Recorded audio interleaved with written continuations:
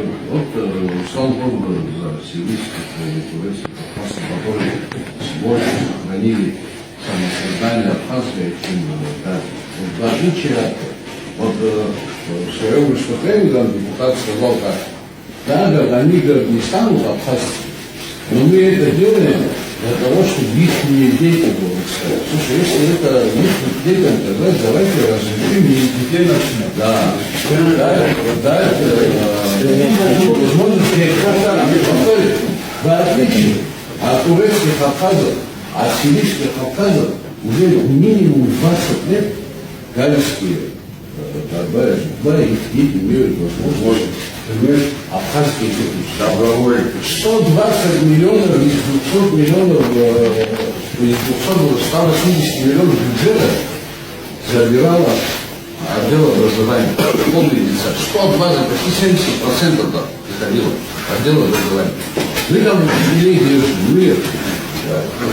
где за 10-15 лет, которые учатся дети, которые сейчас учатся с фамилиями Дарбаев, пусть покажут нам, сколько там человек выучил абхазский язык. 5% нет. Это безумие смысла. 5% нет. То есть мы тратим сотни миллионов рублей, учителей держим, говорим. Он же, если имеется на сознание, он же понимает, что он в абхазском государстве здесь живет, он арба.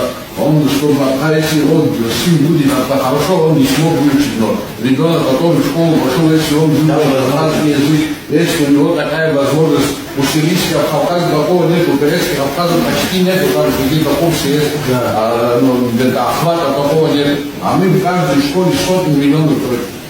Но грузинская пропаганда все делает для того, чтобы это не получилось. Оно дает все возможности им учиться в Грузии. Они говорят, зачем абхазский язык, чтобы ты, сынок, был перспективный, если ты грузинский учишь, у тебя большая перспектива будет.